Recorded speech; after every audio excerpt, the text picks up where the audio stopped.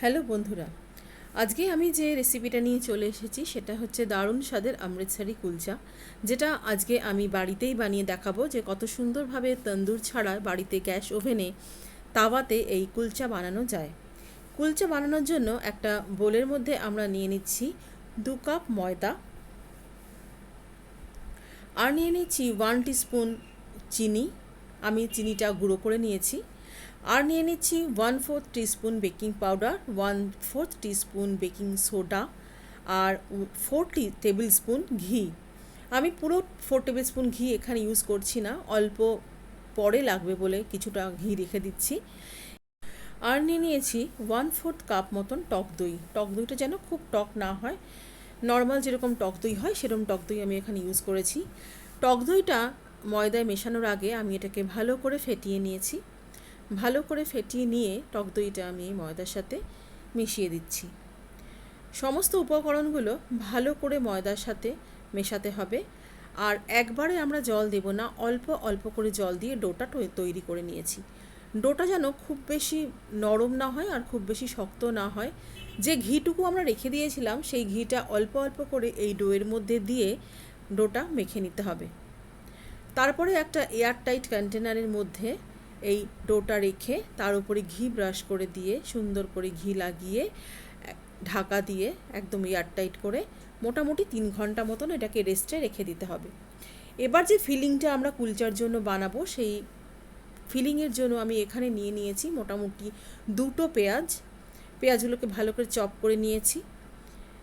পেঁয়াজগুলোকে একটা মিক্সিং বোলের মধ্যে দিয়ে দেব।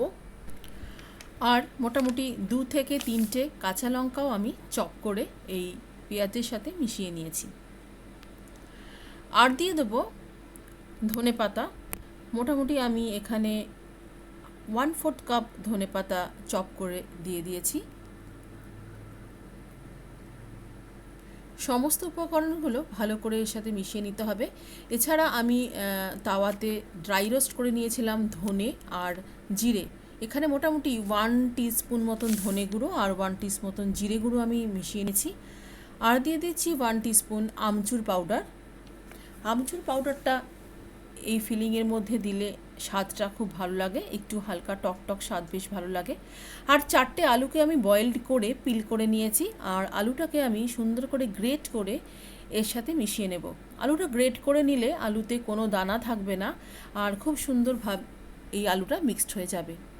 ফিলিংটা এবার খুব ভালো করে আমাদের মিশিয়ে নিতে হবে হাত দিয়ে, যাতে কোনো রকম দানা এই ফিলিংয়ের মধ্যে না থাকে। একটু নুনও আমি এর মধ্যে অ্যাড করেছি।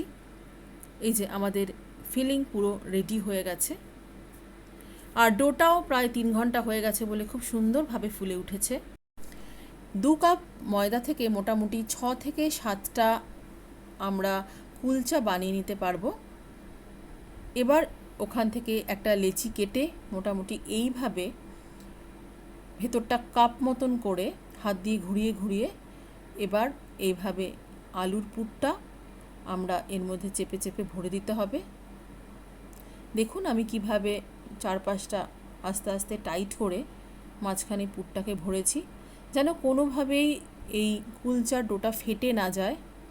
হালকা হাতে খুব ধীরে ধীরে এই কুলচাটা বানিয়ে নেব, অল্প অল্প করে ময়দা দিয়ে। কুলচা খুব বেশি একটা পাতলা করে আমরা কিন্তু বেলবো না, কারণ কুলচা খুব একটা পাতলাও হয় না, খুব একটা মোটাও হবে না। খুব যদি মোটা হয়ে যায় তাহলে আবার ভেতরটা কিন্তু সেদ্ধ হবে না। তো সেই জন্য খুব হালকা হাতে আস্তে আস্তে কুলচাটা বেলে নেবেন।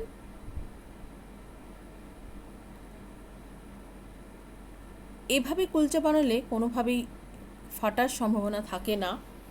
এই দেখুন আমার কুলচাটা আমি বেলে নিয়েছি। মোটামুটি এরকমই থিকনেস হবে কুলচাটার, খুব একটা পাতলা হয়নি। এবার এর ওপর দিয়ে একটু জিরে গুঁড়ো আর ধনের গুঁড়ো আমি ছড়িয়ে দিলাম। আর দিয়ে দেবো অল্প ধনে পাতা। এগুলো দিয়ে ভালো করে চেপে চেপে আরেকবার বেলে নিচ্ছি হালকা হাতে। আমাদের কুলচা বেলা হয়ে গেছে। এখন তাওয়া বসিয়ে, এক্ষেত্রে আমি লোহার তাওয়া ব্যবহার করেছি, কারণ ননস্টিক তাওয়াতে এটা কিন্তু হতে চাইবে না। তাওয়াতে দেওয়ার আগে কুলচার একপাশে জল লাগিয়ে তাওয়াতে লাগিয়েছি, তাহলে কি হবে, এই কুলচাটা তাওয়ার মধ্যে একদম লেগে যাবে, পড়ে যাবে না। চারপাশে জল দিয়ে, হালকা হাতে জল দিয়ে একটু ঢাকা দিয়ে রেখেছি যাতে স্টিমে কুলচাটা দেখুন খুব সুন্দরভাবে ফুলে উঠেছে। আর একটু ঢাকা দিয়ে রাখবো। এই দেখুন কত সুন্দরভাবে কুলচাটা ফুলে উঠেছে। এবার তাওয়াটা উল্টে, যে জন্য আমি জলটা লাগিয়েছিলাম যাতে কুলচাটা খুলে না যায়, তাওয়াটা উল্টে সেঁকে নিতে হবে। দেখেছেন কি সুন্দর গোল্ডেন ব্রাউন একটা কালার এসছে। আমাদের কুলচা কিন্তু একদম রেডি। ওপরে ঘি, বাটার আপনাদের মতন আপনারা ব্রাশ করে নিতে পারেন, যেটা পছন্দ। আপনারা এভাবে কুলচা বানিয়ে বাড়িতে ট্রাই করতে পারেন, আর আমাকে অবশ্যই জানাবেন কেমন লাগলো। আজকের মতন ভিডিওটা তাহলে এখানেই শেষ করছি। দেখা হবে আবার নেক্সট ভিডিওতে।